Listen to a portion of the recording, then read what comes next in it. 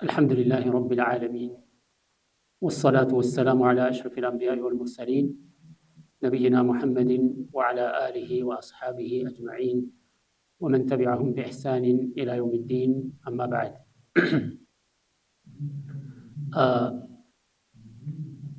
ይህ كتاب بلوغ المرام للحافظ ابن حجر العسقلاني رحمه الله تعالى የምንማርበት ደርሳችን ነው። በዚህ ደርስ ላይ كتاب الصلاة باب صلاة الجمعة لين ያለነው ከቆምንበት እንቀጥላለን። وعن عمار بن ياسر رضي الله عنه قال سمعت رسول الله صلى الله عليه وسلم يقول إن طول صلاة الرجل وقصر خطبته مئنة من فقهه رواه مسلم.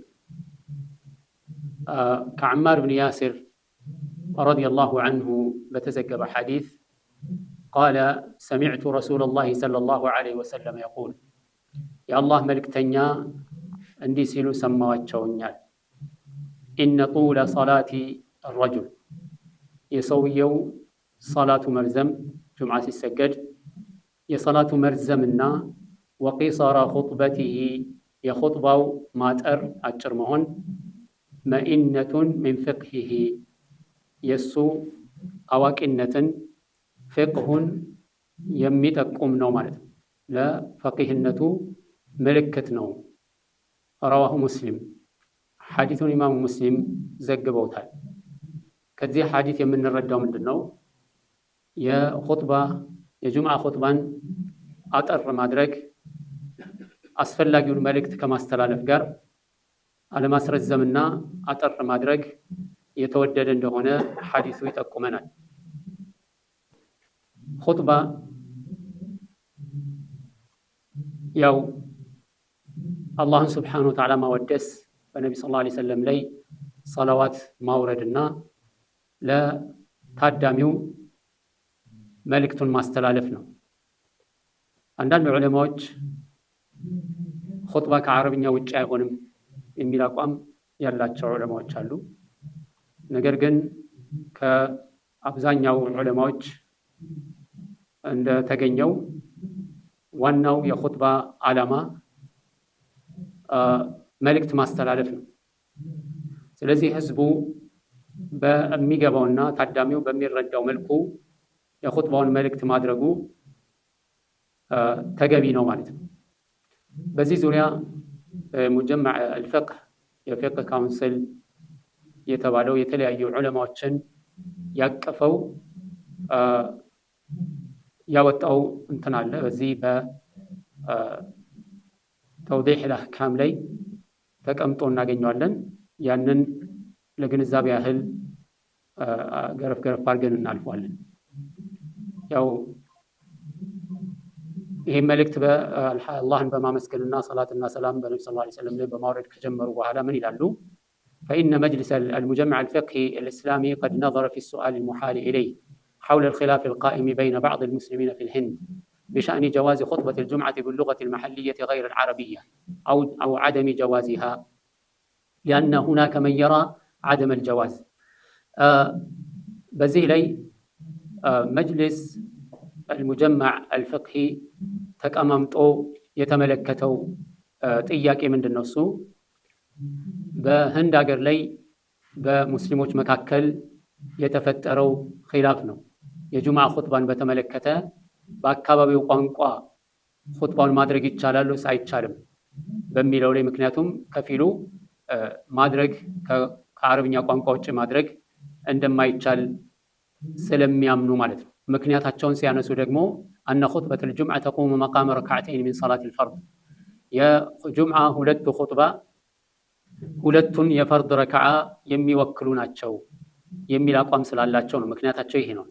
ويسأل السائل أيضا تياكي ودقامي لموميت أيك أولي لو تياكي هل يجوز استخدام مكبر الصوت في أداء الخطبة أو لا يجوز؟ እንደዚሁም ማይክ መጠቀም ድምጽን የሚያጎላ ወይም አጉሊ ድምጽ አጉሊ የሆኑ ማይክሮፎኖችንና ስፒከሮችን መጠቀም በተመለከተ ነው። ኹጥባ በሚደረግበትና መልእክቱ በሚተላለፍበት ጊዜ ይቻላል ወይስ አይቻልም? ምክንያቱም አንዳንዶቹ ይህንንም እንደማይቻል ምክንያቱም አንዳንድ የራሳቸው የሆነ ምክንያት አቅርበው ይህንንም ይከለክላሉና ምንድን ነው ተብለው በተጠየቁት ላይ ምን ይላሉ? አንደኛ አነ الرأي الأعدل الذي يختاره هو أن اللغة العربية في أداء خطبة الجمعة والعيدين في غير البلاد الناطقة بالعربية ليست شرطا لصحتها አረብኛ ቋንቋ ተናጋሪ ባልሆኑ አካባቢዎች ላይ የአረብኛ ቋንቋን ለኹጥባ መምረጥና በዛ ብቻ ማድረግ ኹጥባው ሰሒህ ለመሆኑ ሸርጥ አይደለም። ولكن الأحسن أداء مقدمات الخطبة وما تتضمنه من آيات قرآنية باللغة العربية ነገር ግን የተሻለ የሚሆነው ኹጥባውን ጥቅል የሆነ መልእክቱንና እንደዚሁም የቁርአኑ አያቶችን በአረብኛ ቋንቋ ማድረጉ ነው የሚሻለው። لتعويد غير العربي على سماع العربية والقرآن አረብኛውን የማይችሉ ሰዎች ይህን አረብኛውንም እንዲለምዱ ቁርአኑንም በመስማት ላይ እንዲለማመዱ مما يسهل عليهم تعلمها ለመማርም እንደዚሁ እንዲያገራላቸው ነው። وقراءة القرآن باللغة التي نزل بها ቁርአኑንም በወረደበት ቋንቋ ማንበብም ስለሚሆን ማለት ነው። ثم يتابع الخطيب ما يعظهم وينورهم به بلغتهم التي يفهمونها ስለዚህ በጥቅሉ በአረብኛው መልእክቱን ካስተላለፈ በኋላ ለዚህም የቁርአን አያቶችና አሐዲሶቹን በአረብኛ የሚያነብ ከመሆኑም ጋር ማስተላለፍ የሚፈልገውን መልእክት ከዛ በኋላ በሰዎቹ በሚገባቸው ቋንቋ ቢያደርገው ይሄ የተሻለ የሚሆነው ይሄ ነው። ከመሆኑም ጋር ግን በአረብኛ መደረግ አለበት የሚለው አረብኛ ተናጋሪ ላልሆኑ ሰዎች ይህንን ማስቀመጥ ተገቢ አይደለም ወይም ሸርጥ አይደለም። ከዚህ ውጪ ወይም ከአረብኛ ቋንቋ ውጪ ሊያደርገው ይችላል። ሌላው ያው استخدام مكبرات الصوت في أداء خطبة الجمعة والعيدين وكذا القراءة في الصلاة وتكبيرات الانتقال لا مانع منه شرعا ልክ እንደዚሁ ድምጽ የሚያጎሉ መሳሪያዎችን ተጠቅሞ ሰላቱን ሆነ ኹጥባውን ማስተላለፍ ይሄም ችግር እንደሌለው አስቀምጧል። ያው ዝርዝር ሁኔታውን አብራርተዋል ማለት ነው። ከነዛ መካከል ይሄ ማንኛውም በቴክኖሎጂ የተደረሰበትና እንደዚሁም ለኸይር ነገር መዳረሻ የሆነ ነገር ሸሪዓዊ ዓላማ ኖሮት ለዛ ዓላማ እስከተጠቀሙት ድረስ ያ አስሉ እሱ ነገር በመሰረቱ ሐራም እስካልሆነ ድረስ አይከለከልም የሚል ጥቅል መደምደሚያ ነው ማለት ነው። ሌላው ከዚህ አሁን ካየነው ሐዲስ ላይ የምንረዳው ከዓማር ብን ያስር ሐዲስ قصر الخطبة وإطالة الصلاة دليل على فقه الخطيب والإمام ኹጥባ የሚያደርገው ሰው ኢማም የሆነው ሰው ኹጥባውን አሳጥሮ ሰላቱን ማርዘሙ የጠለቀ እውቀት እንዳለው የሚያስረዳ ነው።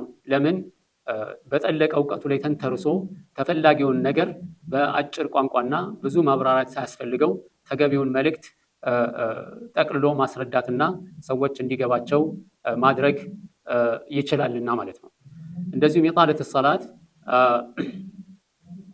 ሰላት በመሰረቱ ያው አላህ ፊት ቆመው የሚሰግዱትና አላህን የሚያናግሩበት በጣም ምርጥ የሆነ ቦታ ስለሆነ ተገቢውን ለሰላት የሚገባውን ሐቅ መስጠት ተገቢ ከመሆኑ አንጻር ለሰላት ያለውን ትልቅ ቦታ የሚያሳይም ጭምር ስለሆነ ነው።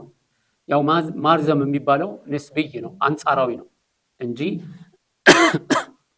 ኹጥባውን አጭር አድርጎ አንድ ሰው ሰላቱን ግን በጣም ከሚገባው በላይ ቢያረዝመው ይህም በራሱ ችግር ነው ማለት ነው። ስለዚህ ከኹጥባው አንጻር ሰላቱ መርዘሙ ነው የተወደደ የሆነው። ያው የአላህ መልእክተኛ ነብዩ ሰለላሁ ዐለይሂ ወሰለም ለምሳሌ ሰላትን ጁምዓን በሚያሰግዱ ጊዜ አንዳንዴ ሱረቱል አዕላ እና ሁለተኛው ረካ ደግሞ ሱረቱል ጋሺያ ይቀራሉ። አንዳንዴ ሱረቱል ጁምዓ የሚቀሩበት ጊዜ አለ። እንደዚሁም ሙናፊቁን የሚቀሩበት ጊዜ አለ። እነዚህ እንግዲህ ከኹጥባው አንጻር ያላቸውን ርዝመት የሚያሳይ ነው እንጂ በጣም ከሚገባው በላይ ሰውየው ቁርአን ስለሚቀራ ብቻ ማርዘሙ ይሄ አይደለም የተፈለገበት ማለት ነው። ከኹጥባው ማጠር አንጻር ሰላቱ ግን ረጅም መሆን ይገባዋል የሚል ነው ማለት ነው። ቀጣዩ ሐዲስ ከኡሙ ሂሻም ብንት ሓሪታ እብን ኑዕማን ረዲየላሁ ዐንሃ የተዘገበ ሲሆን ቃለት ማ አኸዝቱ ቃፍ ወልቁርአን አልመጂድ ኢላ ዐላ ሊሳኒ ረሱሊላሂ ሰለላሁ ዐለይሂ ወሰለም يقرأها كل جمعة على المنبر إذا خطب الناس رواه مسلم።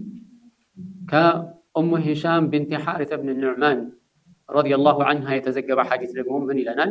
ቃለት ምን ትላለች? ማ አኸዝቱ ቃፍ ወልቁርአኒል መጂድ ያዕኒ ሱረቱ ቃፍ ማለት ነው። ሱረቱ ቃፍ ወልቁርአኒል መጂድ የሚለውን ሱራ አልሐፈዝኩም ኢላ ዐላ ሊሳኒ ረሱሊላሂ ሰለላሁ ዐለይሂ ወሰለም ከነቢዩ ሰለላሁ ዐለይሂ ወሰለም ምላስ እንጂ ከሌላ ቦታ አልሐፈዝኩም። የቅረኡሃ የአላህ መልክተኛ ሱረቱ ቃፍን ይቀራሉ። ኩለ ጁምዓቲን በሁሉም ጁምዓ ላይ ዐለል ሚንበሪ ሚንበር ላይ ሆነው ኹጥባ እያደረጉ ቃፍን ሙሉዋን ይቀራሉ። በየጁምዓው ስለሚቀሩ ይህንን ሱረቱ ቃፍ ከሳቸውን ያሐፈዝኩት አለች። ኢዛ ኸጠበ ናሰ ሰዎችን ኹጥባ ሲያደርጉ ለሰዎች ኹጥባ ሲያደርጉ ቃፍን ይቀሩ ነበረን። ረዋሁ ሙስሊም ሐዲሱን ኢማሙ ሙስሊም የዘገቡት ነው።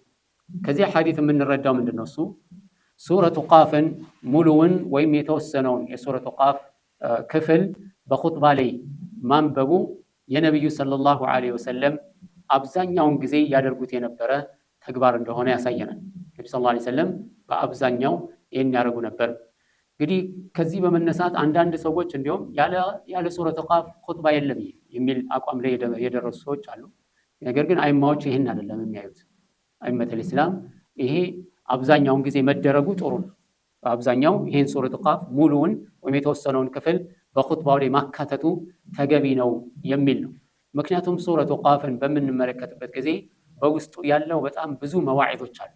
ብዙ አላህን ስብሓነሁ ወተዓላ የማወደስ የአላህን ስብሓነሁ ወተዓላ ችሎታ፣ እንደዚሁም አላህ ስብሓነሁ ወተዓላ ሰዎችን እንዴት አድርጎ እንደሚረዝቅ፣ እንዲሁም የአላህን ስብሓነሁ ወተዓላ ውስጥ አዋቂነት፣ ማንኛውም ሰው በሚናገረው ነገር ሁሉ ከአላህ የሚያመልጥ ምንም ነገር አላህ የሚሰጠው ምንም ነገር እንደሌለ፣ እንዲሁም እያንዳንዱ ንግግሩ የሚመዘገብ መሆኑን፣ እያንዳንዱ ሰው ሞትን የሚቀምስ መሆኑን፣ ይህ ሞት ደግሞ ለእያንዳንዱ ሰው አስደንጋጭ የሆነ ክስተት እንደሚሆን፣ ሰው ሳያስበው የሚመጣበት ሞትን እየሸሸ ሞት የሚመጣበት መሆኑ፣ እንደገና ደግሞ የሰው ልጅ አላህ ፊት በሚቆምበት ጊዜ ለሂሳብ በሚቆምበት ጊዜ ሸይጣንም እንደዚሁ ከሸይጣን ጋር ያለውን ግብግብ ያለውን ውዝግብና እንደዚሁም አጥማሚ የሆነ አካል ጋር የሚደረገውን መወቃቀስ እንደዚሁም እያንዳንዱ አጥማሚ የሆነ ሰው ራሱን ነፃ የሚያደርግበት ክስተት እንደሚፈጠር የቂያማ ቀን እንደዚሁም አላህ ስብሓነሁ ወተዓላ እያንዳንዱን ሰው ባጠፋው ጥፋት የሚመነዳው መሆኑን በግልጽ የሚያውጅበት ከዚያም ጀሃነምና ጀነት ለአማኞች እንደዚሁም ጀሃነም ለአመፀኞች የተዘጋጀች መሆኗን ጀሃነም ሞላሽ ተብላ በምትጠየቅበት ጊዜ የሚጨመር ፈልጋለሁ ብላ የምትጣራበት ቀን የቂያማ ቀን እንደሆነ እነዚህን ሁሉ ያነሳል። አላህ ስብሓነሁ ወተዓላ እንደገና ተመልሶ ያዕኒ የሙእሚኖችን የመጨረሻ ፍጻሜያቸውና ምንዳቸውን ከተናገረ በኋላ አላህ ስብሓነሁ ወተዓላ ሰማይና ምድርን የፈጠረው እሱ እንደሆነ አመፀኛ የተባሉትን አላህ ስብሓነሁ ወተዓላ በሁሉም ዘመንና ጊዜ አመፀኞችን እንዳጠፋቸው አላህ ስብሓነሁ ወተዓላ ሰማይና ምድርን ሲፈጥር ምንም እንዳልደከመው ፍጥረታቶችን ሲያስገኝ ምንም እንዳልፈጠረው እነዚህ ሁሉ ነገሮች ይዘረዝራል ማለት ነው። እነዚህ የሞት ሁኔታን የሚያነሳበት የጀነት የጀሃነምን ሁኔታ የሚያነሳበት ስላለ ጥቅል የሆነ ሁሉንም ነገር ያካተተ ምክር ነው ማለት ነው። ለአላህ ምን ያህል ክብር ሊኖር እንደሚገባ የአላህን ስራ እየዘረዘረ ያስተዋውቀናል ማለት ነው። ከዛ ወደ ራሳችን ተመልሰን ደግሞ እያንዳንዱ የምንሰራው ነገር የሚመዘገብ መሆኑ እነዚህን ሁሉ ነገሮች በጥቅሉ መካሪ ስለሆነች እቺ ሱራ ለዛ ነው የተመረጠችው የሚል ነው። መሽሩዕየት ቅራአት ሸይእ ሚነል ቁርአን ፊል ኹጥባ ሌላው በኹጥባ ላይ ከቁርአን ክፍል የተወሰነ ማንበብ እንደሚገባ አንዳንድ ዑለሞች በኹጥባ ላይ ቁርአንን ማንበብ የግድ ነው። የቁርአን አያቶች የተወሰኑ የቁርአን አያቶችን ማንበብ የግድ ነው። ከአላህ ስብሓነሁ ወተዓላ ኪታብ ላይ የተወሰነ ለሰው ዋዕዝ የሚሆን መልእክት የሚሆነውን ማንበብ የግድ ነው የሚል አቋም አላቸው። ቃፍም ባይሆን ራሱ ሱረቱ ቃፍ ባይሆንም የቁርአን አያቶች ተነበው መልእክታቸው ለሰዎች መድረስ አለበት የሚል ነው። እንደዚሁም ኹጥባ ቢደጋገም ምንም ችግር እንደሌለው ከዚሁ እንረዳለን። ነብዩ ሰለላሁ ዐለይሂ ወሰለም በተደጋጋሚ ሱረቱ ቃፍን መቅራታቸው አንድ ኹጥባ እንደ አስፈላጊነቱ በድግግሞሽ ሊቀርብ ይችላል ማለት ነው። በድግግሞሽ ሊቀርብ ይችላል። ያ የተላለፈው ኹጥባ ሰዎችን የሚመክር አስፈላጊ የሆነና መልእክቱ አንገብጋቢ መሆኑ እስከታመነበት ድረስ ማለት ነው። ያም ባይሆን ኢማሙ እስካመነበት ድረስ ያኒ በሌላም ጊዜ ሊደግመው ይችላል ማለት ነው። የተለየ ባለፈው ከሰሙት የተለየ ነገር ላይኖር ይችላል። ነገር ግን በድግግሞች ሰዎች የበለጠ ግንዛቤዎችና እውቀቶችን ይወስዳሉ። ይሄ የታወቀ ነው። አንድ ሰው አንድን ዒልም አንድ ጊዜ ከማዳመጥና 2፣ 3፣ 4 ጊዜ ከማዳመጥ ያው ደጋግሞ ማዳመጡ በጣም ልዩነት እንዳለው የታወቀ ነው። በጣም ልዩነት አለው። አንድ ሙሐደራ፣ አንድ ኹጥባ፣ አንድ ዋዕዝ፣ አንድ ደርስ አንድ ያዳምጡ የሚሄደውና 2 ጊዜ፣ 3 ጊዜ፣ 4 ጊዜ ሲያዳምጠው ይህንንም ተናግሮ ነበር እንዴ፣ ይህም ኹጥባው ላይ ነበር እንዴ፣ ተላልፎ ነበር እንዴ የሚል ሐሳብ ይዞበት እንደሚመጣ ይታወቀ። ይሄ ሁሌ ያለ ነገር ነው። በተለይ ጣሊበል ዒልም የሆነ ሰው አንድን ዒልም በሚማርበት ጊዜ በተደጋጋሚ ያንን የተማረውን ነገር ደጋግሞ ማጥናቱ በጣም ጠቃሚ ነው፣ ወሳኝነት አለው። ስለዚህ ኹጥባ እንደ አስፈላጊነቱ ሊደጋገም ይችላል ማለት ነው። ሌላው የምንረዳው አብዛኛው በኹጥባ ላይ የሚፈለገው ምንድነው? እሱ ሰዎችን ሞትን እንዲያስታውሱ፣ ሞቶ መቀስቀስ እንዳለ እንዲያስታውሱ፣ አላህ ስብሐነሁ ወተዓላ በዱንያ ላይ በሰሩት ስራ ሁሉ የሚመነዳቸው መሆኑን እንዲያስታውሱ፣ በዛ ላይ ትኩረት ማድረግና ወደ አላህ እንዲመለሱ፣ ተውበት እንዲያደርጉ፣ አስፈላጊ ከሆኑ ነገሮች እንዳይርቁ፣ አላስፈላጊ ከሆኑ ነገሮች ደግሞ እንዲገለሉ፣ የአላህን ቁጣ የሚያመጣባቸውን ነገር፣ ዲናቸውን የሚያስረሳቸውን ነገር እንዲጠነቀቁ የሚያደርግ ምክር መስጠት ጥሩ ነው ማለት ነው። አላህ ስብሐነሁ ወተዓላ በዛው በቁርአኑ ላይ በሱረቱ ቃፍ ላይ እንዳለው ኢነ ፊ ዛሊከ ለዚክራ ሊመን ካነ ለሁ ቀልቡን አው አልቀ ሰምዐ ወሁወ ሸሂድ። እዚህ በጥቅሉ ያው በኹጥባ ውስጥ ሱረቱ ቃፍ መደጋገሙ የተወደደ መሆኑንም ጭምር ከዚህ የምንረዳው ነው። ቀጣዩ ሐዲስ አብዱላህ ብን አባስ ረዲየላሁ ዐንሁማ ቃል ቃለ ረሱሉላህ ሰለላሁ ዐለይሂ ወሰለም መን ተከለመ የውመል ጁሙዐቲ ወልኢማሙ የኽጡቡ فهو كمثل الحمار يحمل أسفارا والذي يقول له أنصت ليست له جمعة. رواه أحمد بإسناد لا بأس به. وهو يفسر حديث أبي هريرة في الصحيحين مرفوعا إذا قلت لصاحبك أنصت يوم الجمعة والإمام يخطب فقد لغوت.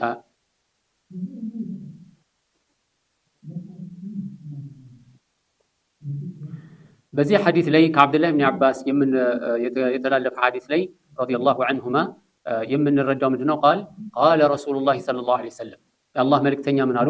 መን ተከለመ የውመል ጁሙዓ የጁሙዓ ቀን የተናገረ ያወራ የሆነ ሰው ወልኢማሙ የኽጡብ ኢማሙ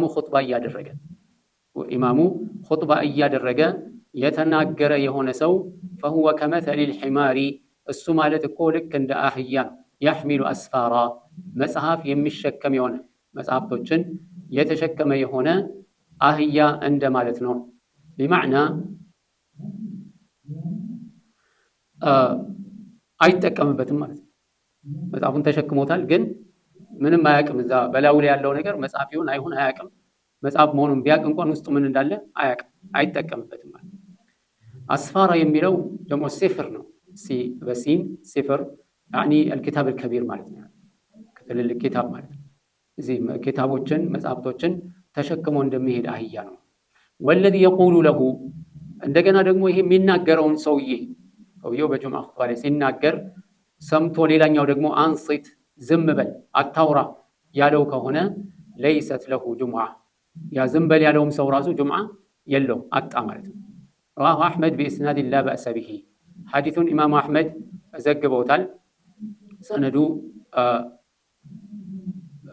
ችግሩን ብዛም አይደለም ማለት ነው። لا بأس به. وهو يفسر حديث أبي هريرة في الصحيحين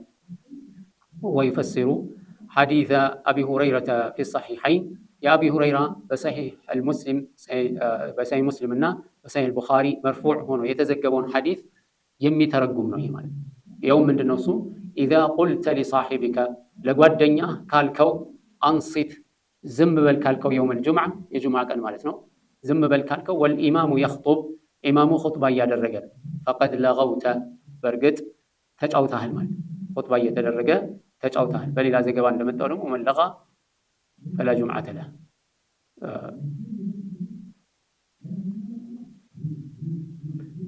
በኹጥባ ላይ ደግሞ የተጫወተ የሆነ ሰው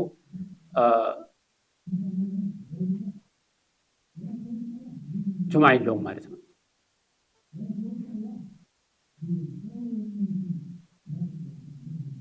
ከዚህ ሐዲስ የምንረዳው ምንድነው? እሱ ለጥቅሉ የምንረዳው በጁምዓ ኹጥባ እየተደረገ መናገር አይቻልም። ኢማሙ ኹጥባ እያደረገ ማውራት መናገር አይቻልም። ሌላው ይሄ ክልክል የሚጸናው ወይም የሚጠቀመው ኢማሙ ኹጥባ እያደረገ ባለበት ወቅት ነው ማለት። ኹጥባ እያደረገ ባለበት በመعنى ኢማሙ እየተናገረ ያለ ማድረግ አይቻልም። ኢማሙ ቁጭ ባለበት በመሃል ቁጭ ሲል በመሃል ክፍተት ካለ ቢናገር ችግር የለውም ማለት። ኢማሙ ኹጥባ ለማድረግ ሚንበር ላይ ከወጣበት ጊዜ አንስቶ ንግግሩን እስከሚጀምር ድረስ ባለችው ክፍተት ቢናገር ዝምበል ወይም አትናገር እነዚህን የመሳሰሉትን ቢል ይሄም ችግር እንደሌለው ያሳየናል። በኹጥባው መካከል መናገር ችግር የለውም። ኹጥባውን ከመጀመሩ በፊት ኢማሙ ሚንበር ላይ ቢወጣ ቢናገር ችግር የለውም። ምክንያቱም ወልኢማሙ የኽጡብ ነው አይ ሐለ ከውኒ የኽጡብ ኢማሙ ኹጥባ እያደረገ ባለበት ሁኔታ ላይ ብቻ የተከለከለው ማለት ነው።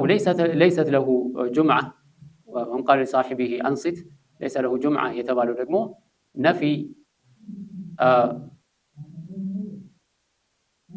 የሚያሳየው ትክክል አይደለም።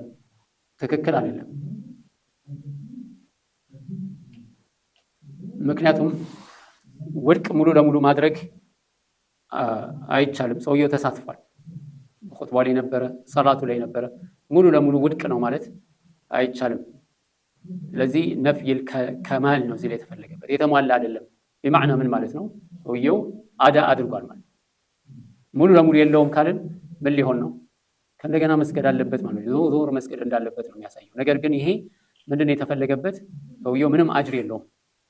ከዛ ላይ ለሱ በጁምዓ ምክንያት የሚያገኘው አጅር አይኖረውም፣ አምልጦታል። ግዴታውን ግን እንደተወጣ ይቆጠርለታል። ምክንያቱም ይሄ ሰላቱ ላይ ኸለል አልፈጠረም፣ ኹጥባው ላይ ነው አላሟላም ማለት ነው። ሌላው ምናልባት የግድ ከሆነና አንድ ሰው የሚያወራን ሰው ዝም ማስባል የግድ ካለበት ወይም አስቸጋሪና አስገዳጅ ሁኔታዎች ከተፈጠሩ በኢሻራ በምልክት ከሆነ ይቀላል ማለት ነው፣ ወይም ይሻላል። ማድረግ ካለበትም በንግግር ሳይሆን በምልክት ቢያደርገው ይሻላል የግድ መሆን ካለበት። ሌላው እንግዲህ በኹጥባ ላይ የሚያወራ ሰው በአህያ ተመስሏል። ምክንያቱ ለምንድን ነው? እሱ ምንም እየተጠቀመ አይደለም። ምንም እንኳን ያለበት ቦታ ትልቅ ፎርሳ ያለበት ቢሆንም በጣም ተጠቃሚ አጅር አካባች መሆን እየቻለ ኹጥባው አልቆ ሰላቱ አልቆ ሲወጣ ሰውየው ባዶ እጁን መውጣቱ ከምንም ከጁምዓ ምንም የተጠቀመው ነገር የለም። ልክ አህያው ከኪታብ ተሸክሞ አገር ለአገር እየዞረ ነገር ግን እዛ ላይ ዒልም ቢኖር ተፍሲር ቢሆን ሐዲት ቢሆን የምንም አይነት ዒልም ቢሆን አያውቀውም። ምንም ያውቀው ተሸክሞ መዞር ብቻ። ልክ እንደዚሁ ምንም ኹጥባው ላይ ምን እንደተባለ ሳያውቅ ምን ሆኖ ሊመጣ ነው? ሄዶ ተሳትፎ ብቻ ሊመለስ ነው። ምንም ሳይጠቀም ደርሶ ሊመለስ። በዚህ የምንረዳው ምንድነው? እሱ በኹጥባ ላይ መናገር ሐራም እንደሆነ የተከለከለ መሆኑን እንረዳለን። ከዚህ ተነጥሎ የሚወጣው ምንድነው? እሱ ኢማሙ የሚያናገረው ሲሆን ወይም ሰውየው በቀጥታ ኢማሙን የሚያናግር ከሆነ ያ ወደፊት ይመጣልናል ኢንሻአላህ። ይሄ ምንም ችግር የለውም። ሰውየው ቀጥታ ኢማሙን የሚያናግር ከሆነ ወይም ደግሞ ኢማሙ ላናገረው ንግግር መልስ የሚሰጥ ከሆነ ወይም ኢማሙ ራሱ አቋርጦ የሚያናገረው ከሆነ ችግር የለውም። ሰላምታን በተመለከተ ኺላፍ አለ በዑለማዎች መሃል። አንዳንድ ዑለማዎች አሰላሙ አለይኩም ሲባል ወአለይኩም ሰላም ብሎ መመለስ ችግር የለውም የሚል አቋም አላቸው።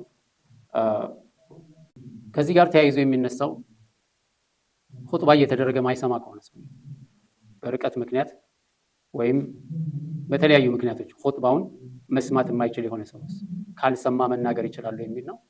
ያኒ ሌሎች የሚሰሙ ሰዎች ካሉ ወይም መስማት የሚችሉባቸው ሁኔታዎች ካሉ ተሽዊሽ ያደርግ ስለሚችል ወደ አፍضل አውላ ድምፁ ባይደርሰውም ወይም ደግሞ መስማት የማይችልበት ሁኔታ ላይ ቢሆን ዝም ማለቱ የተሻለ ነው፣ እዛው ለጁምዓ እስከመጣ ድረስ ማለት ነው።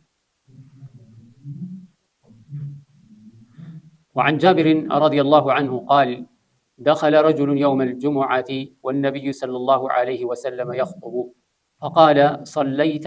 قال له قال قم فصل ركعتين متفق عليه كجابر رضي الله عنه بتزجب حديث دخل رجل يوم الجمعة عند سو يجمع كان مسجد قبا يجمع كان مسجد قبا والنبي صلى الله عليه وسلم يخطب أي في حال خطبته مالك النبي صلى الله عليه وسلم خطبة لي أيالو استاتشو خطبة يادرقو مسجد قبا فقال صليت سجدكو يالو قال لا قال سجدكو مالك قال قم فصلي ركعتين بمعنى سويه عندما تاني تكمتوا مالك قبتو تكمت يا الله ملك تنيا نبي صلى الله عليه وسلم سجدها اللو يالوت قال سجدكم مالك تنس አሉት ያው ከተቀመጠበት ተነስቶ እንዲሰግድ ማለት فصلي ركعتين ተነስና ሁለት ረካዓ ስገድ አሉት متفق عليه ሐዲሱን ኢማም ቡኻሪ ዲም ኢማም ሙስሊም የተስማሙበት በሰሂህነቱ ላይ የተስማሙበት ነው በዚህ ላይ የምንመለከተው የጁምዓ ቀን ኹጥባ በሸሪዓችን የተደነገገ መሆኑን አንድ ሰው መስጂድ በሚገባ ጊዜ ከመቀመጡ በፊት ሁለት ረካዓ መስገድ እንዳለበት ይሄ ሁለት ረካዓ ዑለማዎች ተህየቱል መስጂድ ብለው የሚጠሩት እንደሆነ እና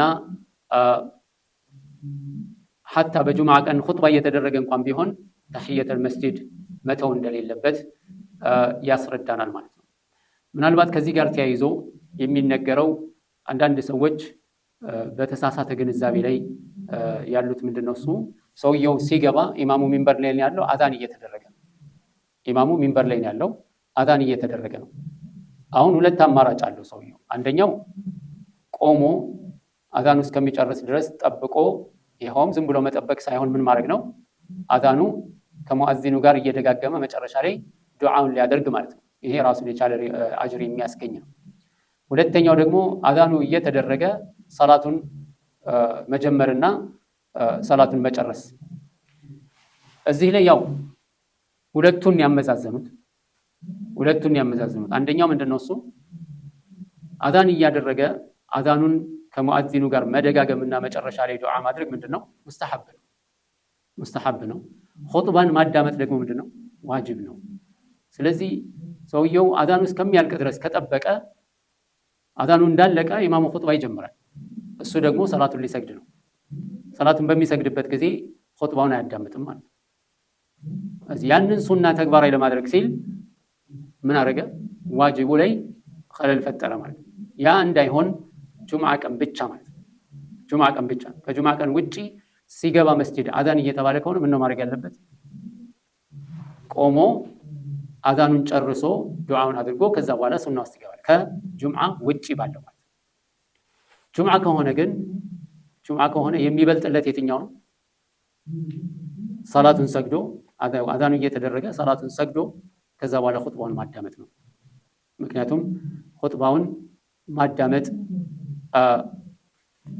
ዋጅብ ነው ተህየቱል መስጂድ መስገድ ዋጅብ ነው ሙአዚኑን መከታተል ምንድነው ሱና ስለዚህ ሰላቱን መተው አይችልም አንዳንድ ሰዎች እንደሚያደርጉት እንደገቡ ዝም ብሎ ይቆጭላል ከዛ በኋላ አዛኑ ተጨርሶ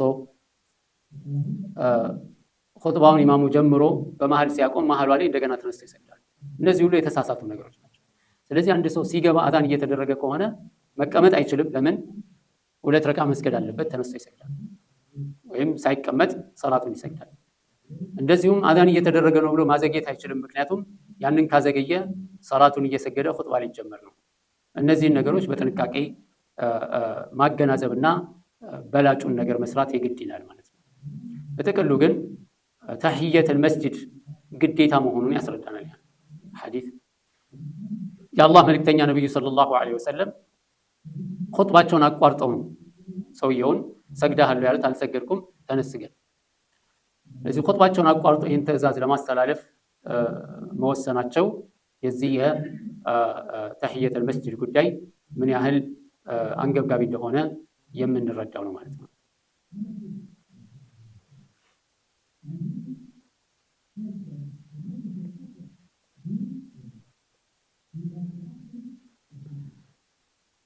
ሌላው ተህየቱል መስጂድ የሚሰግድ የሆነ ሰው መስጂድ ሲገባ እንደገባ ሳይቀመጥ ነው መስገድ ያለበት ነገር ግን ከገባ በኋላ ከተቀመጠና ያ መቀመጡ ረጅም ከሆነ ጊዜው አልፏል ማለት ነው።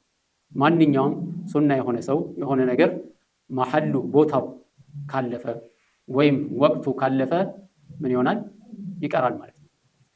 ነገር ግን እዚህ ቦታ ላይ ምን አየን? ሰውየው ከተቀመጠ በኋላ ነብዩ ሰለላሁ ዐለይሂ ወሰለም ተነስተህ ስገድ ነው ያሉት። ስለዚህ ያ የተቀመጠበት ጊዜ አጭር ከሆነ ለረጅም ጊዜ ቁጭ ካላለ ሰው አስታውሶት ተነስቶ ቢሰግድ ስቲል ምን ይሆናል? ያ ነገር ችግር የለውም ማለት ነው። ስለዚህ ትንሽ መቀመጥ ሰላቱን ተህየተ መስጂድን አያበላሸውም ማለት ነው።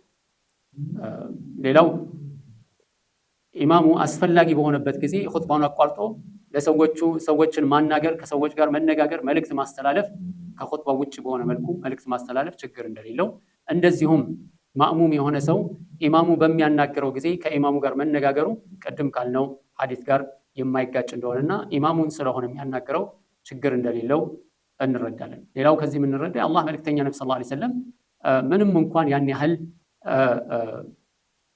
ሊታለፍ የሚችል ጉዳይ እንኳን ቢሆን ስህተት ከሆነ ነብዩ ሰለላሁ ዐለይሂ ወሰለም አያልፉትም።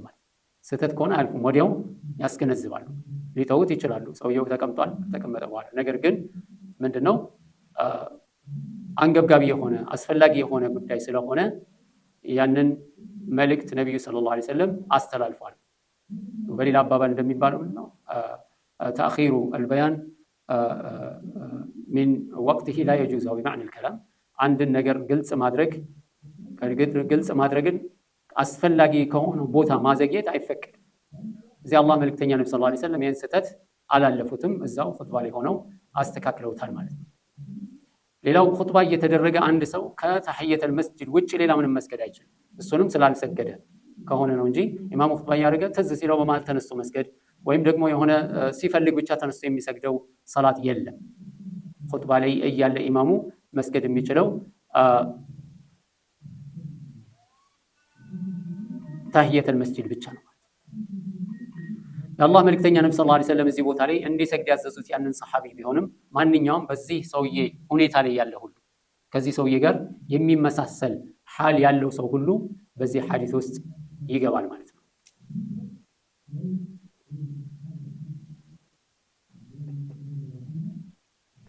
ከሐዲሱ የምንረዳው ያው ሰውየው መስጂድ ሲገባ ኹጥባ እየተደረገ ከሆነ በሌላም ዘገባ እንደመጣው ያኒ አጠር አድርጎ ሱና ሰላቱን መስገዱ ነው። በዑለማዎች ማለት ኺላፍ አለ። ይቀመጠውና ኹጥባውን ብቻ ያዳምጥ ወይስ ይስገድ የሚለው ያው በሐዲሱ በግልጽ እንደምናየው ተነስቶ አጠር አድርጎ መስገዱ ነው ማለት ነው። ቀጣዩ ሐዲስ وعن ابن عباس رضي الله عنهما أن النبي صلى الله عليه وسلم كان يقرأ في صلاة الجمعة سورة الجمعة والمنافقين رواه مسلم. كعبد الله بن عباس رضي الله عنهما بتزكب حديث أن النبي صلى الله عليه وسلم يا الله ملك تنيا النبي صلى الله عليه وسلم كان يقرأ في صلاة الجمعة بصلاة الجمعة لي يقرأ نبر سورة الجمعة والمنافقين. سورة الجمعة عندهم سورة المنافقين يقرأ نبر النبي صلى الله عليه وسلم رواه مسلم. وله عن النعمان بن بشير رضي الله عنه كنعمان بن بشير رضي الله عنه بتزكب حديث دزيه قال كان يقرأ في العيدين በሁለቱ ዒዶች ነብዩ ሰለላሁ ዐለይሂ ወሰለም ይቀሩ ነበር። ወፊል ጁምዓቲ በጁምዓም እንደዚሁ በሁለቱ ዒዶችና በጁምዓ ይቀሩ ነበር። ሰቢሕ እስመ ረቢከል አዕላ ወሀል አታከ ሐዲሱል ኻሺያ። ሰቢሕ እስመ ረቢከል አዕላ እና ሀል አታከ ሐዲሱል ኻሺያን ይቀሩ ነበረ ማለት ነው። ከዚህ ሐዲስ የምንረዳው በጁምዓ ሰላት ድምፅን ከፍ አድርጎ መቅራት የተወደደ መሆኑን፣ ሱረቱል ጁምዓ ሱረቱል ሙናፊቂን መቅራት የተወደደ መሆኑን፣ ሀል አታከ ሐዲሱል ኻሺያ እና እንደዚሁም ሰቢሕ እስመ ረቢከል አዕላ መቅራት የተወደደ መሆኑን እነዚህ ሁሉ ያው ከመልእክታቸው የምንረዳው የጁምዓን ጉዳይ ማንሳቱ፣ እንደዚሁም በጁምዓ መጠቀም፣ የጁምዓን ህግጋቶች ማንሳት፣ እነዚህ ሁሉ ነገሮች በዛ ውስጥ አሉበት። እንደዚሁም አላህን መፍራት፣ በዱንያ አለመታለል፣ እነዚህ ሁሉ ነገሮች በውስጡ የሚገኙ ናቸው ማለት ነው። ባረከላሁ ፊክ። العيدين በሁለቱ ዒዶች ላይ ይላል። ያለን ዒድ ሁለት ነው ማለት ነው። ሶስት ዒድ የለንም ወይም ከዛ በላይ የለንም፣ ከዛም ያነሰ የለንም። በአመት ያለን አመታዊ ዒድ ሁለት ብቻ ነው ማለት ነው። ባረከላሁ طيب ቀጣዩ ሐዲስ كزيد بن أرقم رضي الله عنه يتزجب حديث سيهون قال صلى النبي صلى الله عليه وسلم العيد يا الله ملك تنيا نبي صلى الله عليه وسلم صلاة العيد سجدوا ثم رخص في الجمعة كسم يجمعا صلاة أقرروا فقال من شاء أن يصلي فليصلي جمعا مسكري فلقسو يسكدان رواه الخمسة للترمذي حديث أمست زجبوتال كإمام الترمذي وجي وصححه ابن خزيمة صحيح بلوتال يا حديث يوم دكمة علبت كمهنم قارجن ين حديث يميات تناكرو ليلوش دقافي يهونو حديثو تشال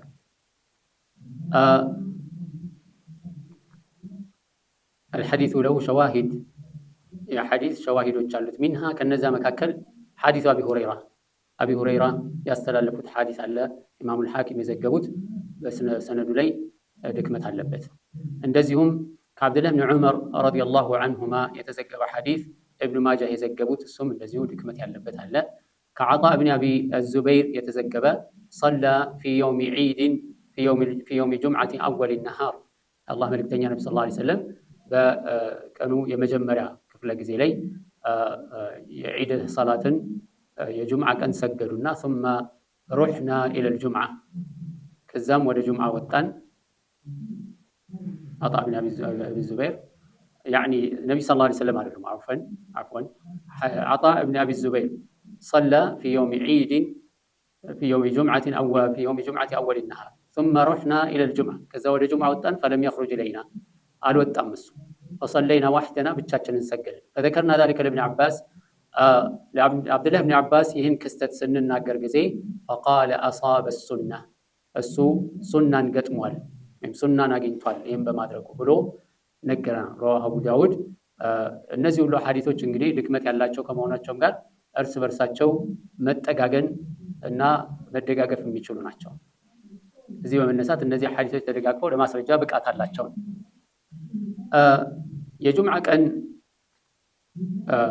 ዒድና ጁምዓ አንድ ላይ በሚገናኝበት ጊዜ ወይም ዒድ በጁምዓ ቀን በተከሰተበት ጊዜ ምን እናያለን? ከዚህ ከነዚህ ሐዲሶች በጥቅሉ ተደጋግፈው ሰሂህ የሚሆኑ ወይም ሐሰን ደረጃ ላይ የሚደርሱ ሐዲሶች ናቸው።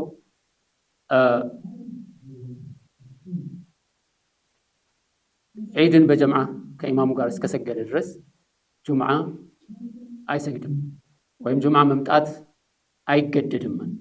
ጁምዓ ሊመጣ ይችላል፣ መምጣት ግን የግድ አይደለም። በመትኩ ዙህርን መስገድ ይችላል ማለት ነው።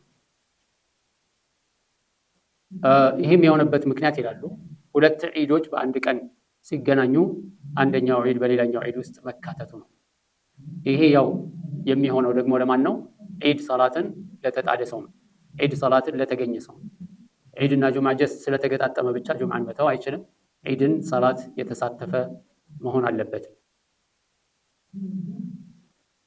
ሁለቱ ሰላት በብዙ ነገሮቻቸው የሚመሳሰሉ ከመሆናቸው አንፃር እንደዚሁም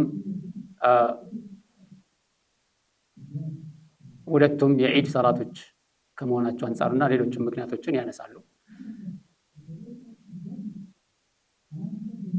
ሁለት አይነት ሰዎች በዒድ ቀን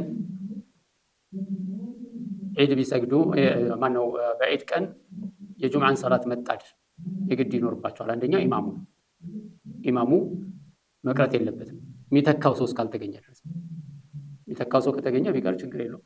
ነገር ግን የሚተካው ሰው እስከሌለ ድረስ የግድ ጁምዓን መጣድ አለበት። ሁለተኛው ደግሞ ዒድን ሰላት ያልተገኘ የሆነ ሰው፣ ዒድን ሰላት በጀምዓ መጥቶ ከኢማሙ ጋር ያልሰገደ የሆነ ሰው፣ እነዚህ ሁለት ሰዎች በጁምዓ ቀን ቢሆንም መገኘት የግድ ይላቸዋል። ምክንያቱም እነሱን አይመለከትምና። ቀጣዩ ሐዲስ የሚመለከተው ከጁምዓ ሰላት በኋላ ያለን ሱና የተመለከተ ይሆናል። አስለን ከጁምዓ ሰላት በፊት ሱና የለም። አንዳንድ ሰዎች እንደሚያደርጉት ኢማሙ ይመጣል፣ ከዛ በኋላ አንደኛ አዛን ይባላል፣ ሁሉም ተነስቶ ሱና ይሰግዳል። እንዲያውም አንዳንድ መስጊዶች ተነሱና ስገዱ ይባላል። ተነስቶ ይሰግዳሉ፣ ከዛ በኋላ አዛን ይደረጋል፣ ከዛ ኹጥባ። ይሄ ሁሉ ከሱና ጋር ይገጠም አይደለም፣ ሱናን የሳተ ነው። የሱና ምንድነው? እሱ ከነብዩ ሰለላሁ ዐለይሂ ወሰለም የተገኘው ሱና ከጁምዓ በፊት አንድ ሰው ኹጥባ ከመጀመሩ በፊት ከውጭ የገባ ሰው ሲሆን ብቻ ሊሰግድ ይችላል። ወይም ደግሞ ከገባ ጀምሮ የሚሰግድ ከሆነ ሰውየው እየሰገደ እያሰላመተ ተነስቶ ደግሞ እንደገና የሚሰግድ ከሆነ ይሄ ችግር የለውም። ወይላ ግን ከጁምዓ ሰላት ቀብልያ ብሎ መስገድ የለም፣ ይሄ ከሱና አይደለም ማለት ነው። ከአቢ ሁረይራ ረዲየላሁ ዐንሁ በተዘገበ ሐዲስ ቃለ ረሱሉላሂ ሰለላሁ ዐለይሂ ወሰለም የአላህ መልእክተኛ ምን አሉ? ኢዛ ሰላ አሐዱኩሙል ጁሙዓ ከአንዳችሁ ጁምዓ ሰላትን ከሰገደ ፈልዩሰሊ በዕደሃ አርበዐን ረዋሁ ሙስሊም ከዛ በኋላ 4 ረክዓ ይስገድ አሉ። ይሄ ኢማም ሙስሊም ያስተላለፉት ዘገባ ነው። ከዚህ ሐዲስ የምንረዳው ምንድነው? ከጁምዓ ሰላት በኋላ የሚሰገደው ሱና 4 ረክዓ እንደሆነ ያስረዳናል። በሌላ ዘገባ ግን ኢማም ቡኻሪ ኢማም ሙስሊም በዘገቡት ዘገባ ከአብዱላህ ብን ዑመር ረዲየላሁ ዐንሁ በተላለፈ ሐዲስ አን ነብይ ሰለላሁ ዐለይሂ ወሰለም ካነ ዩሰሊ በዕደ አልጁምዓቲ ረክዓተይን ከጁምዓ በኋላ 2 ረክዓ ይሰግዱ እንደነበረ ተዘግቧል። አነሁ ሰለላሁ ዐለይሂ ወሰለም በአቢ ዳውድ ዘገባ በተዘገበው ደግሞ ካነ ዩሰሊ 6 የሚል አለ። ኢማሙ አሕመድ ኢንሻአ ሰላ ረክዓተይን ወኢንሻአ ሰላ አርበዐን ወኢንሻአ ሰላ 6 ፈአዩሃ ፈዐለ ፈሐሰኑን ወልኩሉ ካነ የፍዐሉሁ ነቢ ሰለላሁ ዐለይሂ ወሰለም። ኢማሙ አሕመድ አቋም ምንድነው? እሱ አንድ ሰው ከጁምዓ በኋላ ከፈለገ 2 ከፈለገ 4 ከፈለገ ደግሞ 6 ሊሰግድ ይችላል። ሁሉም ከነቢ ሰለላሁ ዐለይሂ ወሰለም ተገኝተዋል የሚል። ከጁምዓ በፊት እንዳልነው ራቲባ የሆነ ሱና የለም። ነቢዩ ሰለላሁ ዐለይሂ ወሰለም ወደ ጁምዓ ሲወጡ እንደወጡ ሚንበር ላይ ወጥተው ነው የሚያሰግዱት። ናም هذا وصلى الله وسلم على نبينا محمد وعلى آله وصحبه أجمعين